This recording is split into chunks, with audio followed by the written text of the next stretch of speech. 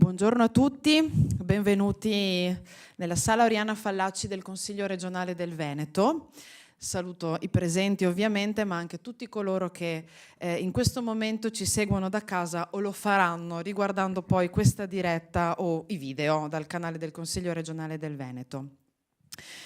Per me è una giornata estremamente importante perché si parla di Polesine. E sappiamo molto bene che quando si parla di Polesine sono grata ed orgogliosa perché è la mia terra e perché molto spesso il Polesine, che tutti considerano la Cenerentola del Veneto, in realtà alza la testa, lavora e molto spesso ha molto da insegnare anche alle altre comunità e noi dovremmo essere i primi a rendercene conto. Oggi presentiamo in questo prestigioso palazzo, in questa prestigiosa sala, il Palio degli Occhi di Arquà Polesine, che non è soltanto una rievocazione storica, ma davvero un orgoglio della nostra terra che travalica i confini polesani e non solo, travalica il Veneto, per diventare davvero una manifestazione d'eccellenza che ancora una volta celebra quanto il turismo e la storia del nostro Polesine abbia da raccontare. Si tratta di una 4 giorni tra cortei, ricostruzioni di taverne, spettacoli di fuoco, giochi, rievocazioni di battaglie che culminano poi nella fantastica e sentita sfida tra i vari rioni cittadini. Siamo al 37° anno di vita, non dico la mia età, ma ci siamo quasi, e per cui insomma è un motivo davvero di orgoglio per me portare questa manifestazione a Venezia e portare un pezzo del mio amato Polesine a Venezia, in questo caso il bellissimo paese di Arquà Polesine. Parliamo di tradizioni, parliamo di senso di appartenenza, parliamo di quella connessione profonda che esiste, che deve esistere tra le persone e le loro origini culturali. Siamo di fronte, siamo nel bel mezzo di un mondo che è in continua evoluzione, dove tutto sembra muoversi verso il nuovo, verso l'innovativo, verso il progresso, e noi abbiamo il compito, il dovere di ricordare la nostra storia, le nostre radici. Non dobbiamo dimenticare le nostre tradizioni. La tradizione deve essere non un peso, ma una fonte di ispirazione, deve essere un vero e proprio ponte tra passato e futuro, un ponte che deve, oggi più che mai, farci sentire uniti. Allora, io non voglio parlare tanto, se no faccio insomma, la politica e non va bene, anche perché mi sento molto più un'amministratrice che una politica. Vorrei presentare intanto gli ospiti di oggi, qualcuno verrà poi qui sul palco con me, qualcun altro rimarrà per un po' insomma, sulle sedie della sala Oriana Fallaci. Voglio dare davvero un caloroso saluto al primo cittadino di Arquà Polesine, Serafin Enrico, al vice sindaco Angela Maldina, all'assessore Luca Andretto, a Luigi Carlesso, consigliere comunale con delega alla cultura, Claudia Scavazza e Mirko Avanzi, che fanno parte del gruppo di maggioranza. Poi un saluto, un abbraccio particolare a Diego Fenza, segretario Ente Palio di Arquata e presidente Musici e Sbandieratori Arquatesi, Mirko Pasquin, consigliere Ente Palio di Arquata e vicepresidente Musici e Sbandieratori Arquatesi, Federico Formigaro, vicepresidente Ente Palio di Arquata, tesoriere Musici e Sbandieratori Arquatesi, Jenny Casazza, segretario Musici e Sbandieratori Arquatesi e responsabile degli allestimenti, e poi Camilla Chiarion, responsabile del corteo dei vestiari. Sono felice perché abbiamo davvero una bella rappresentanza, davvero, sono davvero onorata della vostra presenza e di questa rappresentanza. Allora, io inizio con la scaletta, che non voglio neanche sbagliare, quindi seguo proprio pedissequamente il foglio che mi è stato dato. Chiamerei quindi su questo prestigioso palco il sindaco, il primo cittadino di Arquà Polesine, Enrico Serafin. Grazie a voi.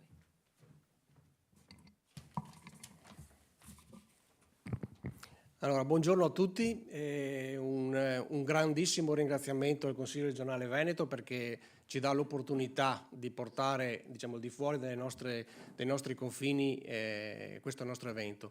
Come vedete nella TV alle mie spalle, il Palio degli Occhi. Come diceva Laura, la nostra comunità ci tiene tantissimo alle tradizioni e abbiamo trovato, e quindi ringrazio proprio di persona e di cuore Laura perché ci ha dato l'opportunità di portare avanti e di portare in alto la terra polesana.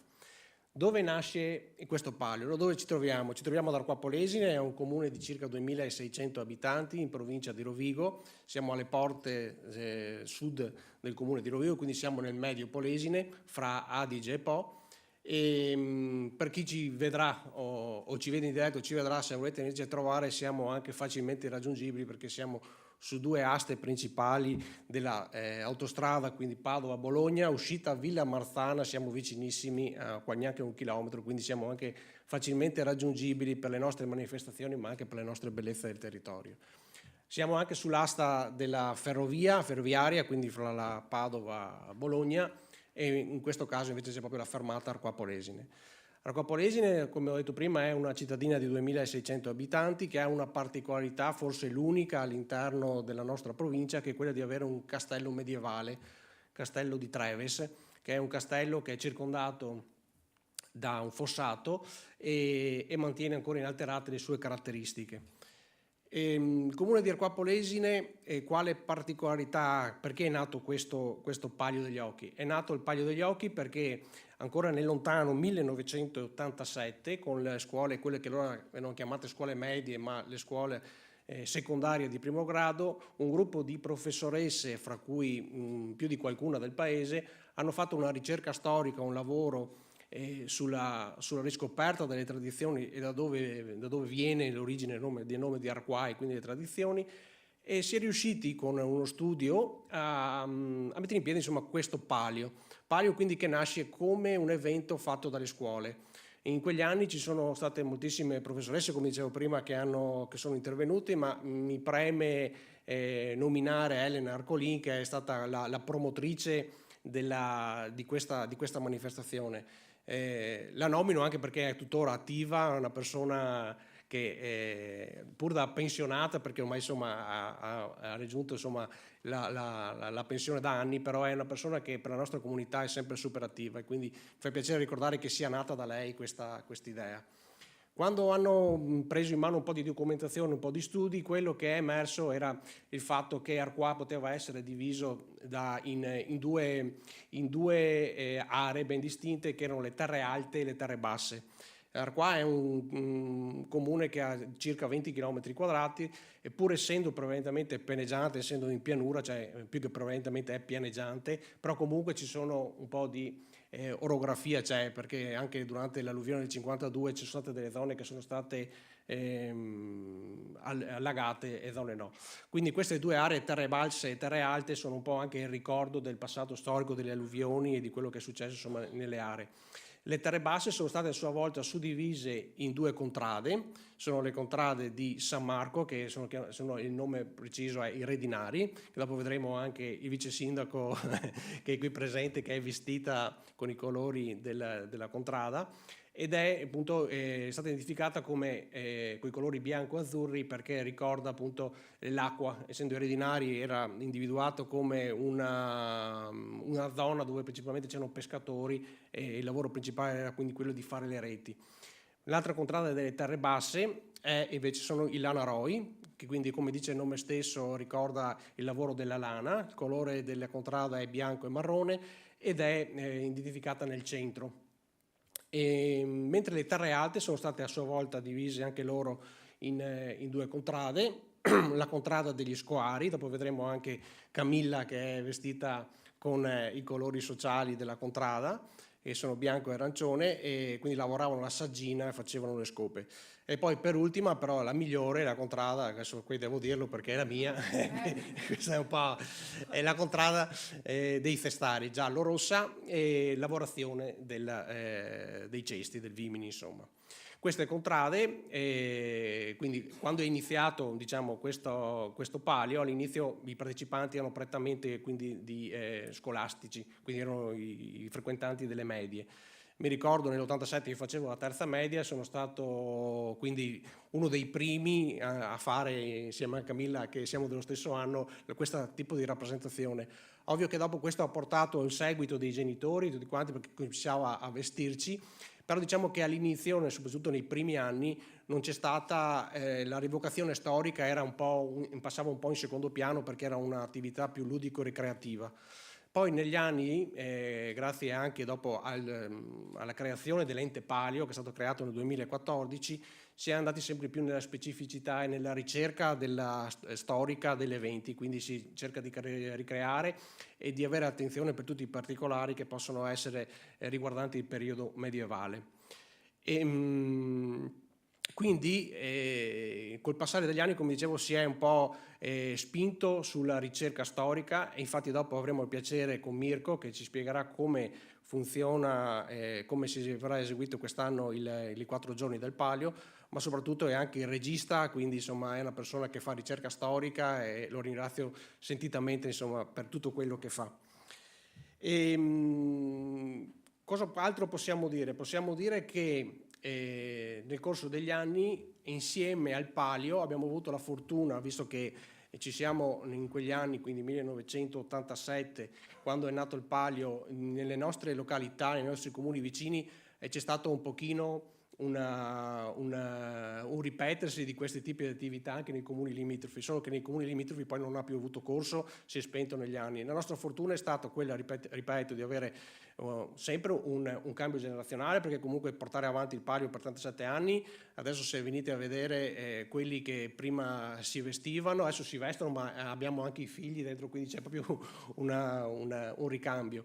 E quello che anche ha tenuto alto e tiene alto il numero di Arquà a livello nazionale è anche il gruppo Musici e Sbandieratori. Il gruppo Musici e Sbandieratori, dopo avremo il piacere di sentire proprio dalle parole di Diego, che è l'attuale presidente, come sono evoluti, insomma, anche questo gruppo importante per il paese. Loro si sono fondati nel 1989 e grazie, vado a memoria ma penso di non sbagliarmi, grazie all'aiuto di una contrada di Coparro, che veniva a dare una mano a insegnare questa arte della bandiera, ma dopo per i musici e sbandieratori è stato solo un crescendo. Nel 92 passano alla FISB, quindi alla Federazione Italiana Sbandieratori, e hanno avuto la possibilità di vincere numerosi premi e di farsi conoscere a livello nazionale. Dopo magari Diego vi dirà anche un po', visto che la settimana, quest'ultimo weekend, sono tenuti i campionati regionali a Monselice, e quindi anche i risultati che sono stati ottenuti. Però, come dicevo all'inizio, quello che ha fatto ruotare attorno a queste manifestazioni, oltre alla coesione e la voglia della nostra comunità di tenere viva questa importante manifestazione, è il fatto che abbiamo un edificio molto importante all'interno del nostro comune, che, come dicevo prima, è il Castello di Treves.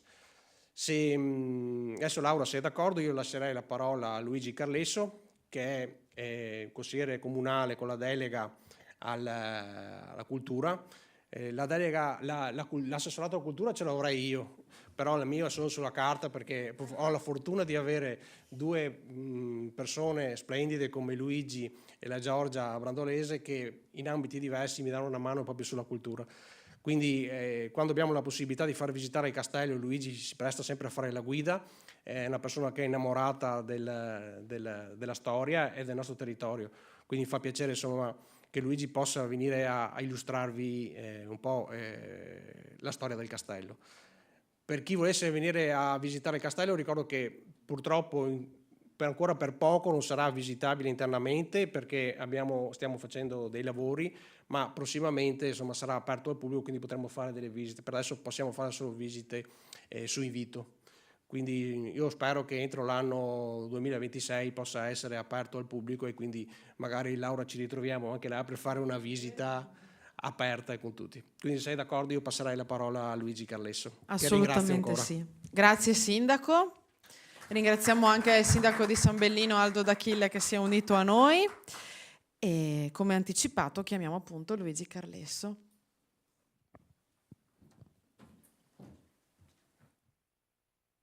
Buongiorno, grazie Laura.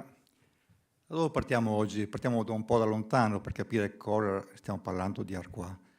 Parliamo di 3000 anni fa, età del bronzo finale, un periodo lontano, che fa capire da lì anche il nome di Arquà, Arquata, Arcunta, Arquà del Salto. 3000 anni fa, lungo le coste di un fiume, il Tartaro, nasceva una bellissima comunità di lavoratori nel sito archeologico di Frattesina. Si calcola che allora lavorassero in quella zona circa 5.000 persone, ma importanti perché lì trovavano la parte finale di un prezioso prodotto del Baltico, l'ambra. L'ambra scende dalla Germania, sbocca in qualche valico, sicuramente si ferma sull'Adige, scende sull'Adige e arriva verso Legnago. Legnago con i fiumi, noi siamo una terra di fiumi, si ferma a Frattesina. Lì l'ambra viene lavorata, scheggiata, prodotta e poi portata ad Adria. Adria, città antichissima, che ha il nome anche l'Adriatico. Da lì parte e va ad Atene, Corinto, Tebe, Micene, va nella Grande Grecia. Tutti i monili che vediamo, le donne greche, li facevano a Frattesina. Arquà è un tiro di schioppo da Frattesina. Arquà è sul percorso. Fra noi e Rovigo c'è un piccolo borgo, Grignano. Qualche anno fa, scavando su un fosso perimetrale, ne esce una montagna di ambra lavorata, scarti di lavorazione o pronta a essere spedita. A questo punto Fratta era un centro importante, però aveva una filiale, per così dire modernamente, era a Campestrin. Noi siamo in mezzo. Ad Arquà abbiamo trovato resti zona di Capobosco, abbiamo trovato lungo la strada transpolesana, scavando i fossi di confine, dei vasi attici, strano. Hanno trovato, non erano greci, erano etruschi. Quindi attualmente la nostra zona è la zona più a nord di un insediamento etrusco. Ma andiamo avanti con la storia. Arquà continua a crescere e diventa periodo romano, l'atto delle sepolture. È importante riconoscere, come diceva Laura, che siamo un paese, siamo un popolo orgoglioso, tenace, duro, che inizia la sua storia più moderna quando un signore di Ferrara, Guglielmo III dell'Arte di Marchesella, di parte guelfa, al contrario di Salinguerra che erano ghibellini, periodi di lotte interne molto pericolose, parte per la seconda crociata con Corrado di Svevia. Prima di partire però costruisce 4 castelli in difesa del territorio. Li fa nella sponda sinistra del Tartaro. Li fa a Pontecchio, ad Arquà, a Manegium, l'attuale Fattapolesine, e a Castel Guglielmo. Castel Guglielmo, un passo più avanti, viene ricordato dal Boccaccio nella seconda giornata nel Decamerone. Questa però è un'altra storia. Torna dalle crociate, probabilmente lui era qualcosa di strano. Forse, studi fatti a Ferrara con amici, abbiamo trovato che forse lui era un templare. Altra storia sconosciuta, la storia un po' misteriosa. Lui non ha figli, non è sposato, lui è il costruttore iniziale della cattedrale di Ferrara. Se guardiamo davanti alla cattedrale, la parte bassa è romanica, è quella sua. La parte alta è gotica, è posta e degli estensi. Sulla facciata c'è un guerriero in armatura, quello sempre sia Guglielmo III Adelardi di Marchesella. Muore, col tempo sparisce anche il fratello e rimane una nipotina. La nipotina viene divisa fra i Salinguerra e gli Estensi. Arrivano gli Estensi. Notiamo che i 4 castelli che Guglielmo fa costruire è per difendersi dagli Estensi. Il Polesine è una terra difficile, dove si scontrano in quel periodo gli Scaligeri di Verona, i Gonzaga di Mantova, gli Estensi e gli Adelardi. Sempre presente la potenza oscura laterale della Serenissima che sta giocando un gioco molto pericoloso, e poi vedremo che gli andrà anche bene. La Marchesella va in sposa a Obizzo d'Este. Obizzo diventa signore di Ferrara e proprietario dei castelli di Arquà. Il castello di Arquà, vogliamo ricordare anche l'importanza che loro hanno nella zona. È un centro importante, come diceva il sindaco, siamo in mezzo fra la strada fra Padova e la strada verso Ferrara. Non siamo lì per caso forse, ma per fortuna però ci siamo. Di 4 castelli rimane solo quello. Quello di Fratta viene spianato da Zeno da Romano. Quello di Castel Guglielmo era rotondo, come ricorda Marin Sanudi il giovane a fine del 400 nel suo viaggio per le terre venete. L'altro di Pontecchio viene smaltellato per costruire delle case, cose incredibili, oscene, però anche lì succedevano. Rimane Estense. Lì c'è una guerra interna anche fra fratelli di casa Estense. Parliamo di Leonello, parliamo di Borso, parliamo di Nicolò. Nicolò era un po' particolare, e dicevano che avesse avuto non so quanti figli e non so quante donne. È un detto popolare che dice che di qua, di là del Po, sono tutti figli di Nicolò. Era un uomo che viveva la sua vita. Nicolò, poi di lui, viene Ercole, il grande Ercole d'Este, che si scontra con Venezia, ha bisogno di soldi, va a chiedere chi gli può dare e Venezia gli fa un prestito di, non ricordo bene, 30-40 mila ducati, 50 mila ducati mi dicono, 50 mila ducati. L'alterna fortuna delle armi, l'alterna fortuna delle guerre porta gli Estensi a indebitarsi con quello che è il loro patrimonio solido. Nel frattempo ad Arquà, che mi stava scappando, Alberto d'Este va a costruire una bellissima struttura, un casino di caccia. Un casino di caccia che rimane è privato, è proprietaria, viveva sul Canal Grande fino a pochi giorni fa, quando è dipartita a 97 anni. Lì va in mano agli Durazzo, altra famiglia importante del territorio. Mi scappa qualcosa? No, perché la storia continua sempre con alti e bassi. E a un certo punto della sua vita Ercole ha bisogno di soldi, riesce più a rendergli a Venezia, e la quale nel frattempo aveva avuto per un periodo come in affitto, in deposito, in prestito una parte del territorio di Arquà. Venezia, pur che gli Estensi non si allenino con i propri nemici, salda il debito e restituisce le terre agli Estensi. Andiamo avanti fino alla parte più importante, al salto di vita. Gli Estensi in quel periodo, nel territorio di Arquà o nel Polesine, parliamo di Polesine, iniziano le varie bonifiche.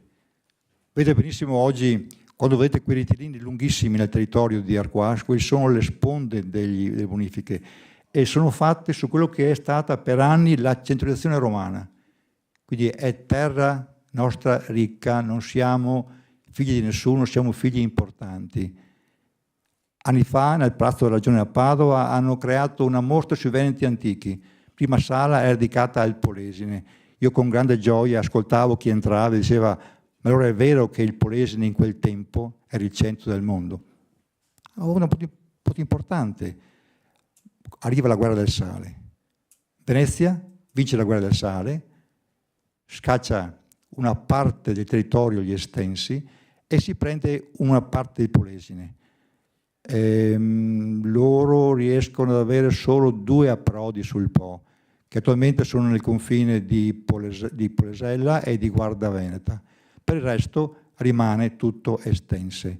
Ancora oggi noi siamo nella terra di mezzo, la terra dove si parla metà Estense, metà ferrarese, una parte è mantovano, una parte dell'oreo veneziano e il resto si parla un misto fra padovano, rodigino e quant'altro. Voglio ricordare che a Rovigo, cinta di mura, delle 6 porte che esistevano, solo una aveva il nome di una città, era Porta Arquà, quindi siamo anche lì presenti. A Rovigo poi ha vissuto per anni l'Ariosto, il papà dell'Ariosto, che era il visconte di Rovigo. Andiamo avanti, finisce la guerra molto velocemente perché dico che il tempo mi sta scappando, e a Roma andiamo agli veneziani, arrivano i veneziani, si portano il territorio qui dietro, rimangono lì, trasformano il castello in villa. La villa rimane in sua proprietà fino al 1797, in maggio, il giorno del Gran Robalton, quando Napoleone viene qua e spazza tutto quanto. Il palazzo da allora va in mano a chi aveva i soldi in quel momento, gli ebrei liberati dal ghetto. Li acquistano i Treves. I Treves lo mantengono fino al 1987, quando il comune di Arquà acquista. Chiudo con una piccola frase. Un giorno mi chiama l'ospedale di Padova con Cristina Zanardi, una responsabile ospedale. Mi dice: signor Carlesso, io vorrei che domattina che lei trovasse qualcuno. Mi aspetta? Arriva? C'è un signore sui 40 anni, elegante, ben vestito, forbito, mi dice: piacere, Giorgenzo Treves de Bonfigli. Dico: quei Treves? Sì, quei Treves ancora qua. Grazie. Rimarremmo ore ad ascoltare Luigi, perché insomma ne sa. Però io adesso chiamerei invece Diego Fenza, segretario ente Palio di Arquata e presidente Musici Sbandieratori Arquatesi, insieme giustamente ad altri rappresentanti che meritano sicuramente di essere su questo palco. Buongiorno Grazie. a tutti, sì, infatti meritano di essere qua presenti insieme a me, perché effettivamente il Palio è anche questo, sono anche vestiti splendidi ed è fondamentale averli qua con me vicino al palco. Allora, io dopo la parentesi storica che ha fatto benissimo Luigi, volevo riprendere un po' il discorso sul Palio. Innanzitutto voglio dire che è un orgoglio essere qua, perché voglio dire, sotto a questo evento c'è un lavoro incredibile e anche essere qua è una forma di riconoscimento estremamente bella per noi che ci lavoriamo con passione, spesso impiegando tante ore del nostro tempo libero per questa cosa, anche spendendo di denari nostri che magari potremmo dedicarli a qualcos'altro, però la nostra passione, la nostra voglia di portare avanti questa tradizione è veramente tanto, e essere qua oggi è una spinta per continuare e farlo sempre meglio. Quindi io ringrazio Laura per l'invito e ringrazio tutti per essere qua. E questo ci tenevo molto a dirlo. E allora, il Palio abbiamo detto delle contrade, e mi stringo poi i tempi perché giustamente vogliamo presentare il programma di quest'anno, che è ben ricco, e tra poco lo presenterà Mirko. Il Palio, volevo solo dire una cosa, le contrade le abbiamo già dette prima con Enrico, il sindaco Enrico. Volevo descrivere un attimo come funzionava la gara finale, quella che decreta il vincitore del Palio, che è la gara del Loco, che insomma quella più emozionante, è quella che tutti alla fine vogliono vedere. Innanzitutto, prima della gara del Loco ci sono vari giochi storici. I giochi storici servono praticamente per stabilire una griglia di partenza per la corsa finale, tipo la Formula 1, diciamo. Si fanno dei giochi storici proprio molto semplici, tipo l'assalto dei sacchi per i bambini, oppure la corsa con le botti, e il tiro da fune, cose molto classiche ma molto spettacolari, anche perché i partecipanti non è che siano professionisti, sono i nostri contradaioli, quindi molti si cimentano. È anche divertente vedere persone che si cimentano in simili sport, attività, diciamo, che non sono la consuetudine, per tanti sono anche una novità. Ecco, queste serie di giochi decretano una prima classifica che poi determina la griglia di partenza per la corsa degli occhi. La corsa degli occhi è, diciamo, come ho detto prima, il clou dell'evento.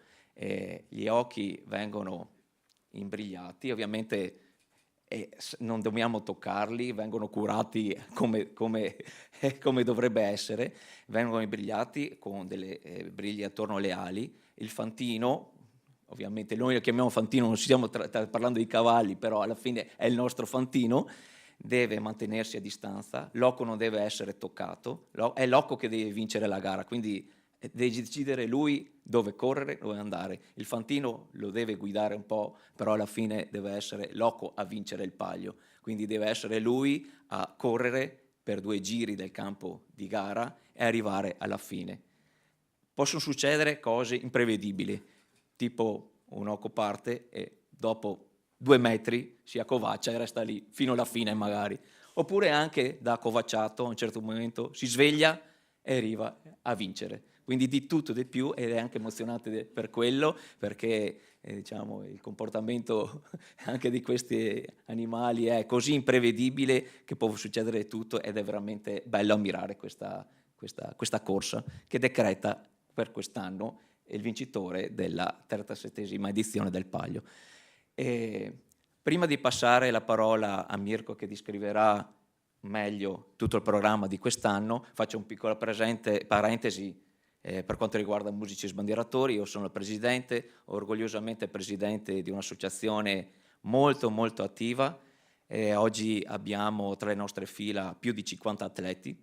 Negli ultimi campionati veneti abbiamo conquistato il 2° posto nella grande squadra, mentre i nostri piccoli campioni del settore under si sono comportati benissimo, hanno portato a casa mi pare 12 medaglie, quindi una pioggia di medaglie, e il nostro gruppo under è detentore attuale di 2 titoli nazionali, quindi è una piccola realtà del nostro Polesine, perché come abbiamo detto è una cittadina di 2600 abitanti, però in questa disciplina abbiamo 2 titoli nazionali, quindi è un vanto per la comunità di Arquà, è un orgoglio per me come presidente, è un orgoglio per tutto il gruppo che portiamo in alto questi nostri colori.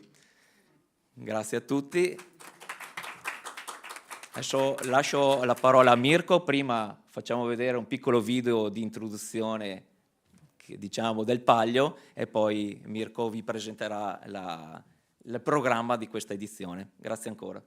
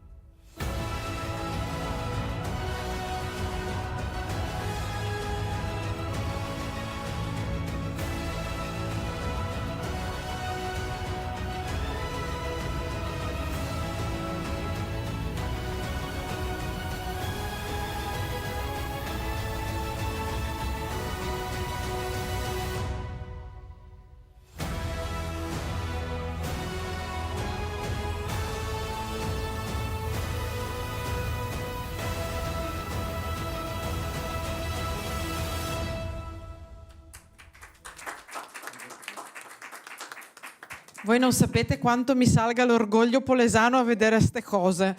Tra l'altro ho visto una contrada, scusatemi, tiferò per quella, si chiama Sestari, io adesso non me ne vogliate, ma sarà la mia contrada, quindi scusatemi.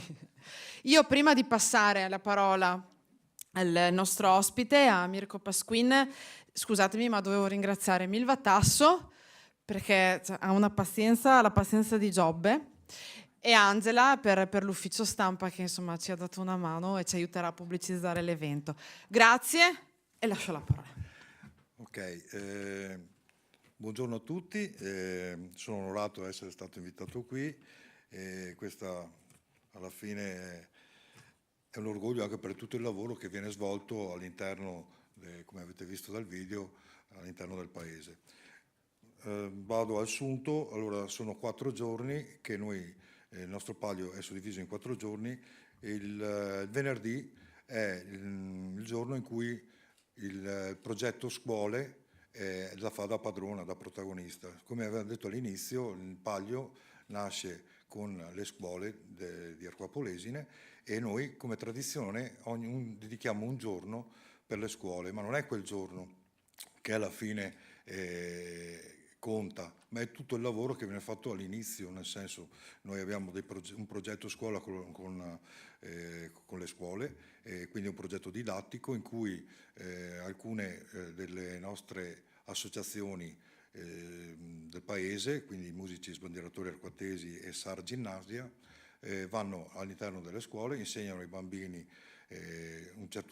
propongono un certo tipo di spettacolo, mentre noi come ente palio diamo la possibilità di vedere quello che è la peculiarità del palio e delle contrade, che sono suddivise. Le contrade sono caratterizzate dai mestieri, quindi anche in questa occasione abbiamo creato all'interno del castello, con l'aiuto dei contradaioli, abbiamo simulato tutti i lavori che erano del passato, quindi i cesti, le scope, la lana, le reti. I bambini hanno potuto toccare con mano i prodotti e vedere vecchi contradaioli, diciamo i maestri, realizzarli proprio sul posto.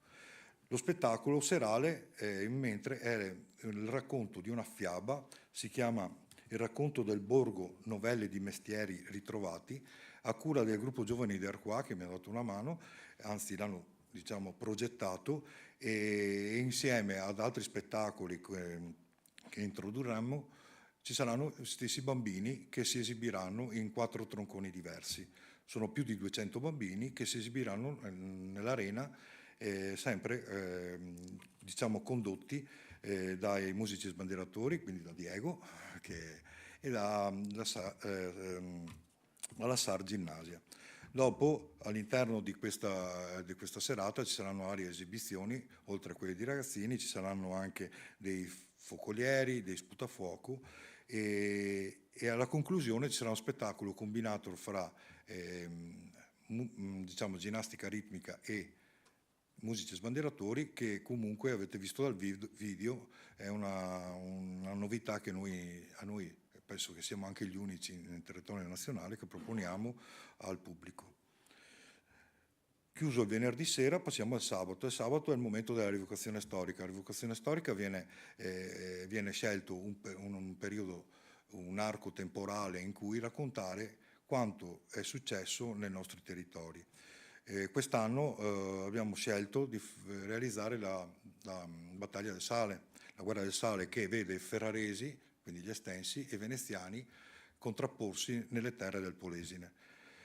Sappiamo che i veneziani, forti dell'alleanza con il Papa, e i ferraresi, forti dell'alleanza con Firenze e Mantova, si sono scontrati semplicemente per il discorso commerciale, l'importanza commerciale che aveva il Polesine. E quindi le vie commerciali più importanti erano i fiumi, quindi Adige, quindi Po, quindi Canalbianco, che allora era il Tartaro.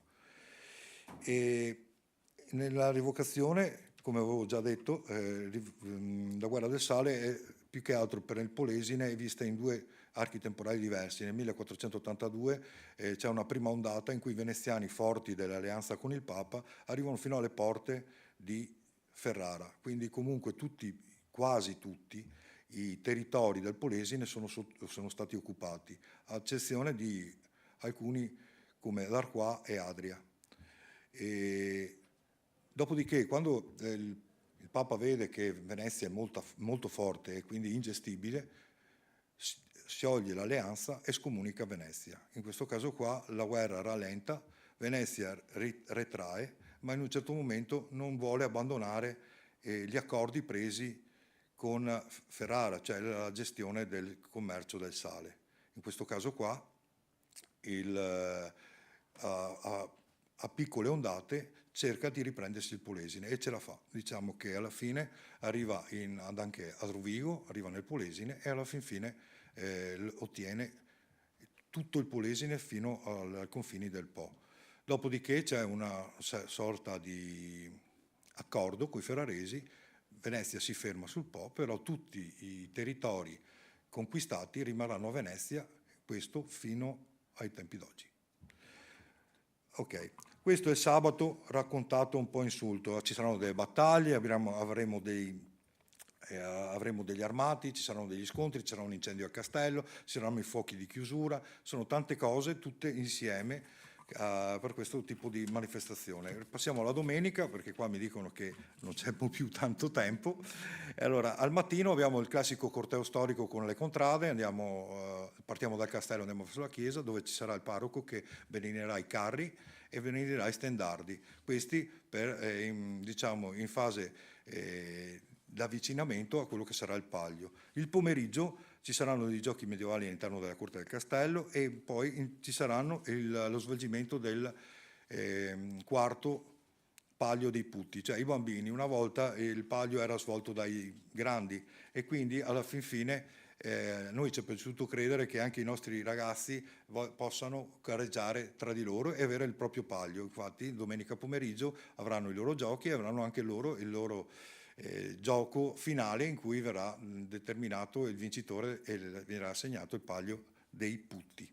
Questo è la domenica pomeriggio, mentre la sera ci sarà la prima edizione del Palio della Palla. È un gioco che non assomiglia né al calcio, non assomiglia né alla pallavolo né al calcio fiorentino, è una cosa che ci siamo inventati noi arquatesi in maniera tale da essere unica e quindi un regolamento ad hoc, e vedrà le 4 contrade scontrarsi.